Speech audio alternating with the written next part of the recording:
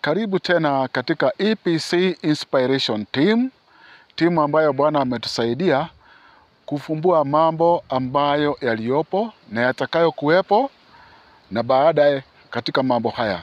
Na ukitaka kusubscribe katika channel hii, unaweza subscribe channel, uandike Muhuhu Njoroge.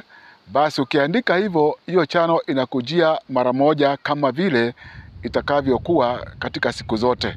Kwa hivyo karibuni.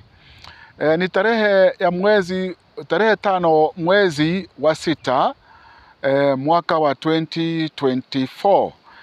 Bwana akanisaidia nikaona jambo kwamba imefika wakati watu wamekataa na kukataa kabisa kusikia injili ya Bwana.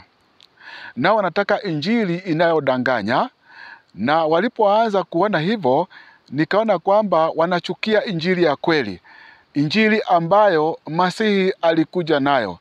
Tena baada ya kuichukia, wakaona kwamba injili hiyo ililetwa na mtu anaitwa Myahudi aliyeanza zamani sana injili hii, ambayo Bwana alimchagua awe ndiye mhubiri wa injili, uzao wa Ibrahimu. Basi wakasimama wakasema, sisi hatutaki kabisa kusikia mtu anayeitwa ama anayejiita Myahudi. Huyo mtu aidha tumuangamize aisha kabisa.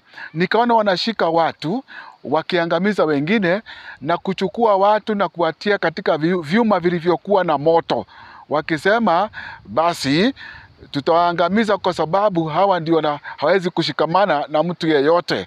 Alafu nikaona watu wa kanisa fulani sitalitaja, ambao walikuwa wanahubiri ukweli. Hao watu wakaweza kushikwa, lakini waliposhikwa hawakuogopa. Na walipokuwa hawakuogopa, waliingia ndani, na pale waliingizwa ilibidi wamuombe Bwana, naye Bwana akawasaidia, nao wakatoka, na wengine walikuwa wakichomwa na hizo chuma zilizokuwa na moto. Sasa walipotoka hawakuacha kuhubiri ile neno la ukweli, na walikuwa ni watu wa kanisa la Sabato. Kwa hivyo Bwana akawajalia na wakatoka, na injili ikaendelea. Ningetaka kusema hivi, Bwana alimuhusia Ibrahimu na uzao wake injili ya kweli, na akampa haki ya kusema na kuongoza watu katika ukweli. Ndio maana maandiko husema katika Warumi 9 na mstari wa 3 kianza, Myahudi ana ziada gani? Kwanza asimamia neno na ibada zote alipewa. Na pia tunasoma Yeremia 12 na mstari wa 16, inasema mataifa yote wajifunze kwa Israeli, na wakikataa wataangamizwa hata milele. Na tunaona kwamba yeye ndiye aliyepewa maagano na ibada na shuhuda za Elohim. Kwa hivyo kukataa Myahudi ni kusema umemkataa Elohim wa Ibrahimu, Isaka na Yakobo, aliyeumba mbingu na nchi na vyote vilivyomo. Kwa hivyo yule mtu anayekataa hayo, yeye sio mtu wa Mungu, yeye ni mtu wa kuangamia. Pia tunasoma katika Wagalatia 3 na mstari wa 27, Myahudi ni nani? Ni mtu ambaye anamcha Elohim. Mtu yeyote anayemcha Elohim anaitwa Myahudi ama Israeli. Kwa hivyo yule mtu anayeshika amri za Bwana na imani ya Masihi, huyo ndiye Myahudi wa kweli.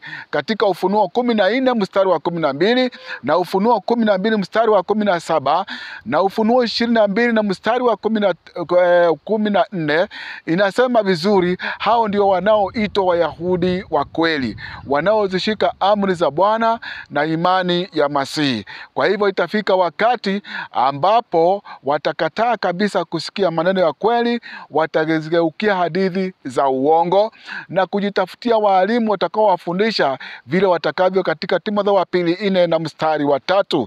Kwa hivyo na Yeremia 5 na mstari wa 30 inasema manabii wa uongo wanatabiri uongo, na watu wanafuata msaada wao, wakisema hata makuhani mambo yakae hivyo.